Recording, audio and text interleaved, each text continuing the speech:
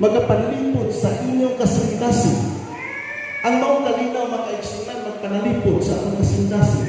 Ang maong kalinaw makaigsunan ang iyang gisulti dinhi dili lang kay kasing-kasing ang iyang panalipdan kundi lakip usab sa una-una. So nindot panalipdan sa Ginoo ang atong kasing-kasing nga dili magtinir og kini mga unsa nga klase nga sitwasyon sa atong panahon karon. O unya, dili lang kay muna ang himuon nga panalipod sa kalinaw diya sa ihatag sa Ginoo kundi sa ato usab nga panahon. Nindot kay ang una gani sa tao kung panalipdan gani kini nindot kay sa panahon sa tao makakaon og insakto. Sa panahon sa tunog makatulog og insakto. Nga naman kumpleto ang kalinaw nga gipabati sa Dios diha sa iyang kasing-kasing. O kinsa makaigsunan ang mahimong makaabil niini, ang gisulti pa sa Biblia, ang makaabil lamang niini mao kadtong anaa sa ginatawag og pagkahiusa kang Kristo Jesus. So buti pasabot kadtong ang tao makaigsunan nga wala mahiusa diha kay Kristo Jesus, dili makaabil sa mga klaseng matang nga kalinaw. So mao nga dili sigyat sa usa ka tawo nga diin nagtinir og Dios sa kinabuhi, dili sigyat sa usa ka tawo makaigsunan nga si Kristo iyang gibuhan, dili sigyat sa usa ka tawo nga si Kristo iyang gidawat sa iyang kinabuhi nganuman tungod kay adunay kalinaw nga gisulti sa pulong sa Dios nga igahatag sa Dios nining mga tawo makaigsunan nga nahigusa diha kay Kristo Jesus. O kunya atong padayon sa pagbasa ang pulong sa Ginoo sa verse 8. Padayon ang gisulti dinhi siya dinhi. Sa katapusan mga igsuon, pun-a ang inyong hunahuna sa mga butang nga maayo o angay daygon. So nindot no na gusto sa Ginoo tungod kay ikaw sa katawo nga higusa na kay Kristo Jesus, ang gusto niya nga ang atong hunahuna pun-on sa tanan nga mga maayo. Subok pasabog makaigsunan dili ta magtinir sa hunahuna nga negatibo. Positive yun na. Muna yung pinaka-importante nga gikinahanglan para kanato. Dayon, ang kapadayon nga isulti niya mga kaigsunan nga dili lang kay kana ang angay buhaton kundi ingon siya og angay daygon. So usa ka mga butang nga atong nakita nga iyahang isulti sa mga butang nga matuod, mga matuod may gusto sa Ginoo nga itinir sa atong kasing-kasing. O kinatawag ni padayon nga iyang isulti dinhi kanang ligdom. Muna usa nga iyang gusto o matarong. Dayon ikatulong ay isulti dinhi ay padayon nga isulti niya dinhi makaigsunan putli, matahom o halangdon. Muna siya ang iyang gusto nga mahimong maanaa diha sa kasing-kasing sa tao nga anaa kabaton sa kalinaw nga gikan sa Dios. Ug unya atong padayon mga kaigsunan sa last nga verse diini atong nakita nga gisulti mahitungod sa makabaton ug kalinaw. Sa 9 ingon siya dinhi, ipakita sa buhat ang inyong nakatunan, nadawat, nadungog ug nakita. Siya dinhi ingon padayon nga gisulti dinhi ug ang Dios nga naghatag kanato sa kalinaw mag-uban kanato. So nindot kayo lang dili lamang igo makaigsunan nga iyahang isulti nga ang Dios nagahatag lamang sa kalinaw unya pasagdahan niya pabayaan niya kundi ato nakita sa last na verse ingon sa dinhi nga ang Dios nga naghatag kanato sa kalinaw mag-uban kanato. Dili lang igo naghatag siya. Ang ikaduha natin nakita din na naapagid siya nagauban ka na to. So usa kini kadako kayo na pribilehiyo sa mga katawhan na taliwala sa mga alantuson, taliwala sa mga pag-antos, wala kayo bulag sa pagdiditig nga sa Dios. O kunya atong nakita kung sa kahinuan, atong nakita na ang Diyos kayo nagahatag sa kalinaw. Napatunan sa tao ang kalinaw, asakikan gikan gayud sa Dios. Dili lamang igo nga ang Dios nagahatag ni ana, kundi ang last nga gisulti niya sa mga verse, ang Dios pagayod nagauban kanila, nagauban kanito. So nindot kayo. Sa ikaduha nga bahin, ato makita kini. Ang ikaduha nga mga tao makaigsunan nga nakabaton o mga pagpulkos na alang puson o kunya nagapamalangon ngayon nga sa Diyos. Kung sa ang mahimong ikaduha na mahimo niya mabatunan, mao makaigsunan nga sa kanunay mahimo siya muduol ngayon nga sa Diyos. Kay usahay, Kristohano, kung wala ilang puson, so may mahimong may tabo. Usahay, di muduol sa Ginoo. Pero nalalagay ni mga anak puson, kanina yung napaduol sa Ginoo. So usahay, tutugot na sa Ginoo aron na ang kinabuhi nato ng mga Kristohano, mahimong magbalik-unon pagin kita tungod kay sa kanunay kita nagamit sa pulong sa Diyos. Dili lang igo ni anak, kundi nag-aampo kapag kita nagpagdali. Sumala sa makita na po sa libro sa Salmo 63 sa verse 7 hangtod sa verse 8. Atong basahon kung atong nakita. Ingon pa rin ini, kay sa tanang panahon, gitabangan mo man ako, sa landong sa imong mga pako, mag-awit ako nga malipayo. Sa verse 8, ang akong kalag nagsalig kanimo o gikuptan mo ako busa dili ako maunsa. Muna siya gisulti sa pulong sa Diyos. So sa ka mga butang ato makita din na pinakalindot kay matod pa sa gisulti sa pulong sa Diyos. Unang-unang ang gisulti, inihigda nako maghantong ako kanimo. Muna ang usahan at kasultay ni sa Mr. David. Buti pasabot na samtang makita siya aduna kayo siya nga kayo na magapangalandong kayo nga sa Diyos. O ganyan sa tibuok gabi ikaw ang ako gihuna-huna. So usa ka na mga butang na ato makita na hangtod sa pagkabuntag magapangalandong nga sa Diyos o ato makita na inyong anak ang sitwasyon. O kung iya usa ang ipadayon nga gibuhat sa Dios sa mga tawo muduol nito kaniya sa verse 7 ato makita dinhi kay sa tanang panahon gitabangan mo man ako.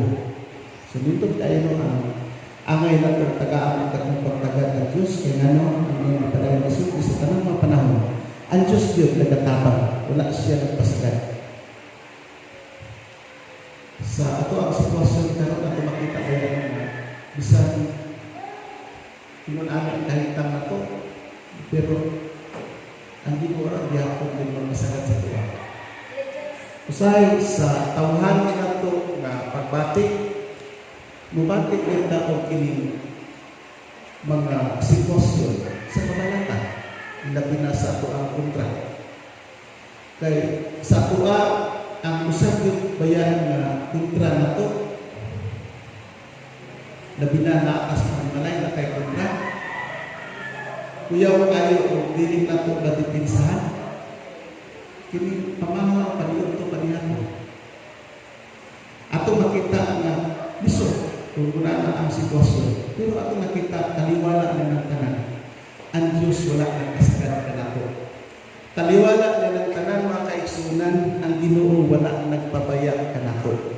So muna usa ka mga butang na atong nakita kini na pinakanindot tungod kay ang isulti pa sa pulong sa Dios mingon si Salmista David ang iyang gingon kay sa tanang panahon gitabangan mo man ako.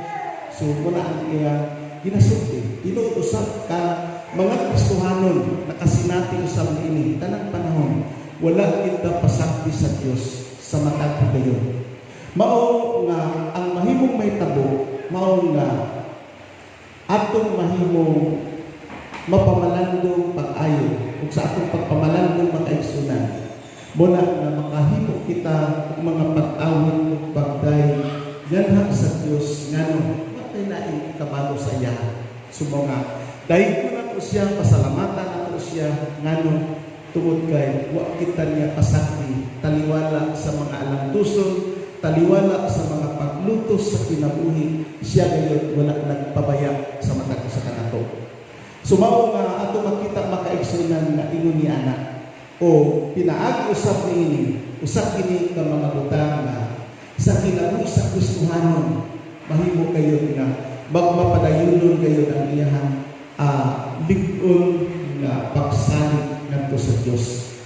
Sa verse 8, last na verse na itong basahon sa ikaduhang na bahin na itong tunan, ino siya din ang akong kalang nagsalig kanimo o gikuptan mo ako busa dili ako maunsa. So, nindot kayo no? Ato makita na ang gisulti sa pulong sa Dios nga dili tao ang nagakupot ka nato kundi ang Diyos kayo nga gamhanan ang Diyos kayo makaigsuunan nga sa tanang higayon nagahatag ug pagpakiguban kanato nindot tungod kay gikuptan kita niya ug niya sa diha nga nagakupot kita ngadto kaniya gikuptan kita kaniya sa siya kayo nagakupot kanato ang nakanindot dili kayo kita maunsa taliwala niya nagtanan so usa ka dako kayo pribilehiyo sa kinabuhi sa Kristohanon mao nga gikinahanglan nato makaigsunan sa kanunay kayo ang paghatag ug higayon sa pagpamalandong pagmeditate sa Dios ug sa kayo ang iyang ihatag higayon sa atong kinabuhi. Ikatulo nga bahin natong taga pagtagad. Ang ikatulo nga kaigsunan mao nga usa na atong mabatunan sa ato ang pagpamalandong kung sa ang usa na mahimo ikatulong na mahimo nato sa ato ang pagpamalandong mao nga makabaton kita ug kalig-on sa kinabuhi Kristohanon. Ang mahimong mabatunan ang kalig-on sa kinabuhi Kristohanon. Kung natay Biblia ato kining mabasa mga kaigsunan sumala sa gisulti niya makita nato sa libro sa 2 Corinthians chapter 12 verse 8 to 10. Ako basahon muli ang iyang gisulti mga kaigsunan. Sa mga tulo nag-ampo ako sa Ginoo nga iyang kuhaon kining sakitan. Sa padayon ni gisulti niya dinhi apan ang iyang tubag mao kini igo kanimo ang akong grasya kay musamot kalig-on ang akong gahom kun luya ka sa padayon ni gisulti busa gikalipay ko pag-ayo ang pagpagarbo sa akong mga kahuyan aron maangkon ko ang gahom ni Kristo. Sa last na verse gikalipay ko ang mga kahuyan mga panamastamas mga kalisdanan, mga paglutos o ang mga kakulian tungod kang Kristo kay kun huyang ako nan lig-on ako. Sumuni ato nakita ng isulti ni Apostol Pablo. So ato makita makaigsunan na usad ay na kining mga klase nga matang ng mga alantuson sa kinabuhi sumala sa isulti sa Biblia. Sa diha nga ato kanang ma-encounter sa atong kinabuhi usa kana ka mga higayon nga muhimong usisa sa atong Kristohanon kinabuhi. Muhimong usisa sa atong Kristohanon nga kinabuhi kun lig-on ba gayon ato ang kinabuhi ng Kristohanon. Nga taliwala sa mga paglutos o taliwala sa mga alantuson usa ka mga butang sa diha mga pamalandong kitang ini diha sa atong kinabuhi. Ato nakita nga sa Apostol Pablo pa taliwala sa mga kahuyangon, taliwala sa mga kalisdanan, sa mga pagtamas-tamas, sa mga paglutos, kung sa gisulti niya dinhi, at nakita na ang iyang gisulti niya mga kaigsunan na diha nato makita kung unsa ang gahom sa Dios ng mga panglihok diha sa atong kinabuhi. So, So laktod nga pagkasulti nga ang usa ka Kristohanon kung walay mga pagsulay sa kinabuhi, walay mga kalisdanan sa kinabuhi, walay mga alantuson sa kinabuhi nga moabot, dili makita ang gahom sa Dios diya sa kinabuhi. Pero kung ang Kristohanon dunay mga kalisdanan, dunay mga problema, dunay mga alantuson, dunay mga kagulian kung sa diya nga moabot siya kinabuhi, di rin naman ito makita na ang gahom sa Dios makapanglihok siya kaugalingon. Nga naman tungkol kay tumanong sa Diyos ang iyahang isaat diya kanato. Boga mga Kristohanon, usa ka mga patangaan na pagpamalagulan. Kung dunay mga hibiyon nga kana atong masinati sa atong kinabuhi. So, padayon ang pagmilipid nga nasa Diyos. Padayon nga pagduol nato sa Ginoo, pakigsulti nato sa Ginoo, pagbasa sa pulong sa Ginoo, ngano tungod kay ang Diyos doon na siya purpose ang tanan. Gusto sa Diyos nga diha sa imong kinabuhi, diha sa akong kinabuhi, gusto niyang makita ang iyang gahom nagapanglihok niini. Mao mga kaigsunan nga taliwala sa mga paglutos, taliwala sa mga alantuson, sa kanunay kinahanglan nato mga kaigsunan ang pagpamalago ngadto sa Dios. Kaya pinaagi niya na mas mahimong tubo ang ato ang kinabuhi ng Kristohanon, mas mahimong malikon ang atong kinabuhi na Kristohanon, taliwala niya ng tanan. Nga naman tungod kay makita nato na bisan kung naay mga alantuson, nagpadayon gihapon nga nakita ang kinabuhi na si Kristo ang naghiusa niini. Si Kristo ang nagdumala niini. Busa mga kaigsunan, mga Kristohanon, ang atong makita niining tanan, balik ta diha lamang kang Kristo musalig taliwala niining tanan. Ngano ang iyang gisulti dili kita niya pasagda, dili ta niya biyaan. Bisan sa sitwasyon sa atong panahon karon, luoy baya kay daghang tawo mga Kristohanon nga sa atong panahon karon dili gyud makasimba tungod sa problema sa ato ang panahon. Dahil uban nga mga Kristohanon nga sa ubang kapit, dipukus din nila nga nasimba sila. Parang di kayo sila malilikan, dihipon ng pagsimba ato sa balay. Kagalina lang ko kay Balon, itapos sa Pablo, istoryahan sa akong ibagan. O niya pa, siya wala daw sila isimba dito isang ng balay. Kaya nga no, giwarningan sila sa nasa gobyerno. So, ilang panayon na ibaluan sila ito, magyaw ko ng buhatong, tapos sila dito, magsimba nito sa Ginoo. Iilan sila, takpon sila, isuhot, kung papuntahan. Amo nga, wala na sila himokot. So, isa pa mga alantuson sa kinabuhi sa mga Kristohanon karon, pero atong tagaan atong pagtagal na taliwala ang tanan, ipadayon nato ato ang pagpamalandong kanunay diha sa presensya sa Dios kay taliwala na ng tanan, mahimutan natong pasabtan. Ang Dios maghatag og kaalam dugang pagpasabot sa atong mga kaisa Kristohanon. Ang importante na sa kanunay istorya kita diha sa Dios sa atong mga sa kasintasan, taliwala ang tanan. Ang Ginoo nagasaad siya, si Ginoong Hesus nagasaad siya na dili kita niya biyaan, dili kita niya pasagdan. Mao nga taliwala niya ng tanan, dikit na kita kanunay ngadto sa iya. Siya maghatag ka natong kalinaw, ug niya mohimo kita mapadayon pagpaduol kaniya ug nindot kay matag si kanato likon na kinabuhi ng Kristohanon. Salamat Ginoong Hesus sa inyong mga tulong na nagapadayon ka namo na nagsulti isang buwan ining oras dito sa kapitanan. Ang among pag-ampo na padayon kang magpanalangin ini o isang lugar sa tanang Ginoo na nagapamati sa inyong mga tulong. Among pag-ampo na padayon ka ng mga pagpapaliho, padayon ka ng mga lingkod sa mga tayo sa kanamo. Lord, salamat kayo sa Banal Espiritu na nagapadayon kayo pagliho sa among kaliwala. Among gatugyat isanin ka